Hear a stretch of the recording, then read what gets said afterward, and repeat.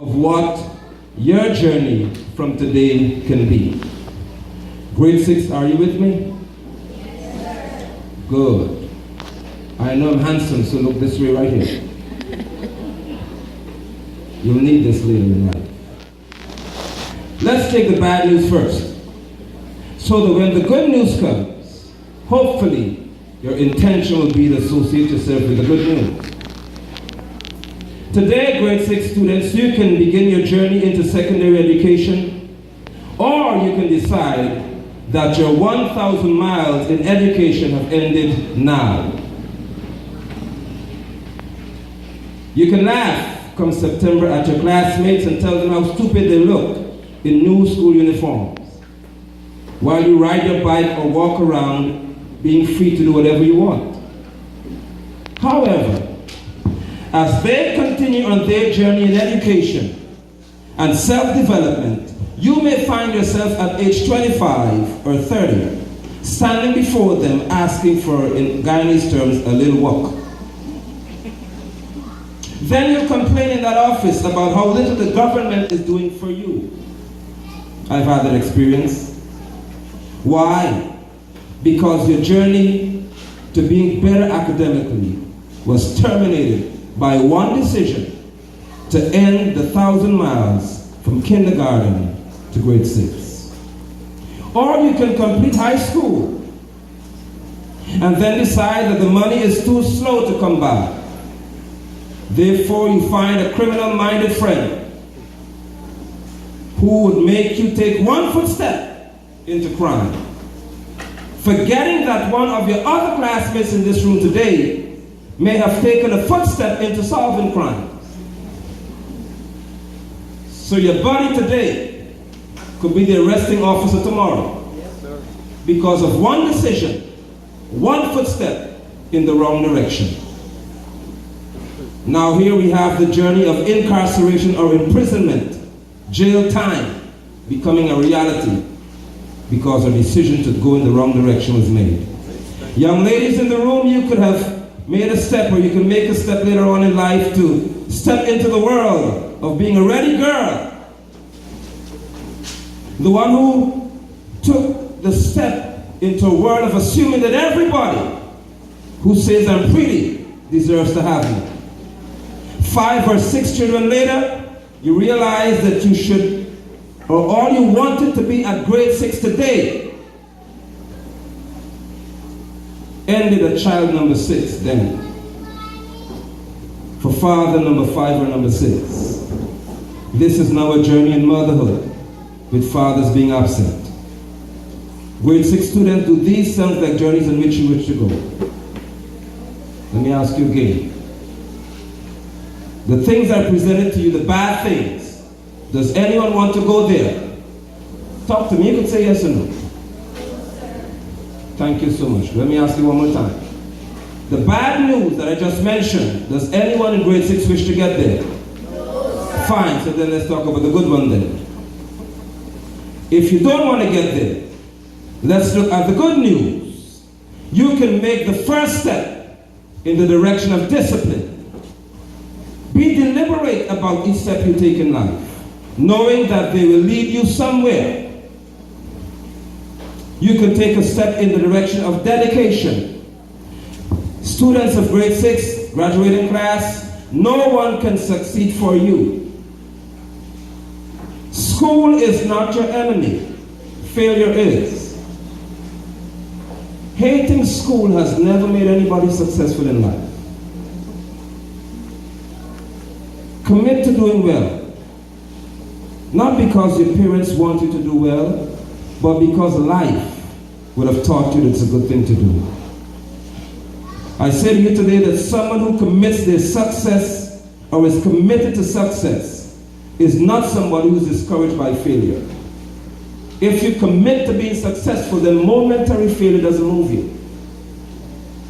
I have read the news that come next week you will have your grade 6 results. Your common entrance, they call it results. And some of you, if you're committed to success, may not see on that result sheet what you wanted to see. Life does not end.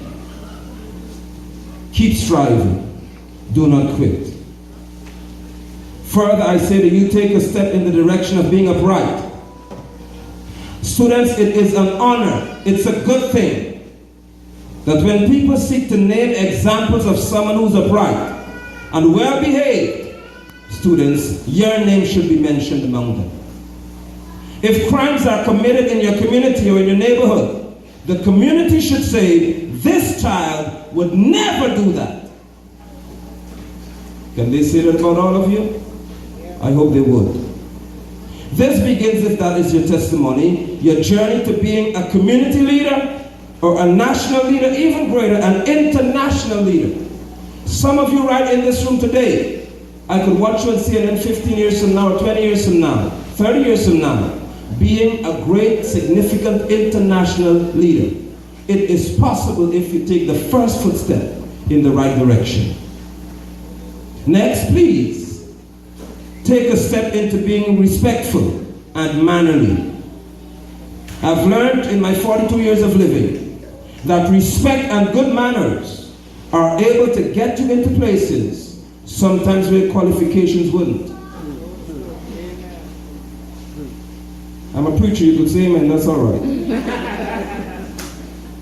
Honor students is a principle that positions a beggar in a palace, but it could move a prince from a throne.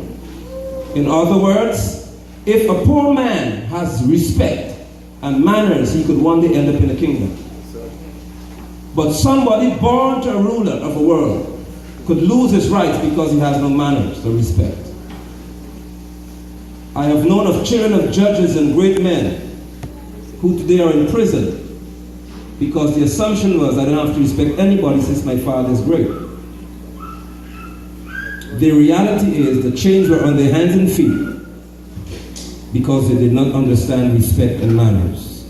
It makes no sense, students, to be the best academically, but to receive the worst socially because people cannot stand your bad attitude.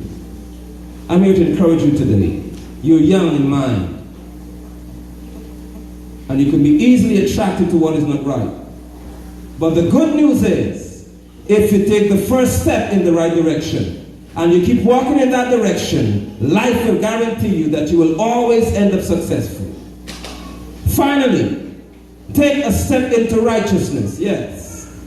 Prayer may be removed from schools in the future. Maybe in high school you will never pray one day in the classroom. But never let prayer be removed from your life. Speak to God.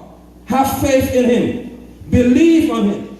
I have learned that doing what is right causes me less stress than having to pray about the consequences for doing wrong. What sense would it make for me to kill somebody, then pray to God that I don't go to jail? Why should I push cocaine? And every time I see the flashing lights of a police vehicle, I pray, please, don't let them stop at this house. Wisdom says, don't push it, you don't have to worry. Whenever the police officer stops me on the highway, I wind my window down and I smile. Good afternoon, sir, how are you? I'm doing very well, how are you? Why could I talk to the police like that? I don't be shaking in the chair and say, oh God, and this man only say open the trunk, it's over now. It's history for me. My wife will come see me at Camp Street. If you practice what is right, you don't worry about wrong being done to you. You have in church now, don't you? Good. Yes, yes, yes. If you get thirsty, take a sip of ambition. If you get hungry, eat some encouragement. If you get tired, rest on the words, I will, I shall, I must. Grade 6, you ready? Let's say these 3 words again. I will. Now don't talk as if you're hungry, talk to me. Say, I will. I will. Don't talk yet.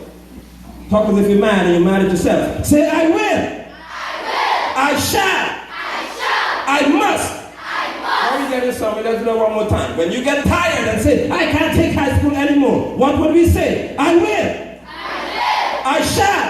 I shall. I must. I must. When CSET exam is coming and you have 13 subjects to write, what would you say? I will. Talk to me. Walk. I say to you, walk. Thank you so much.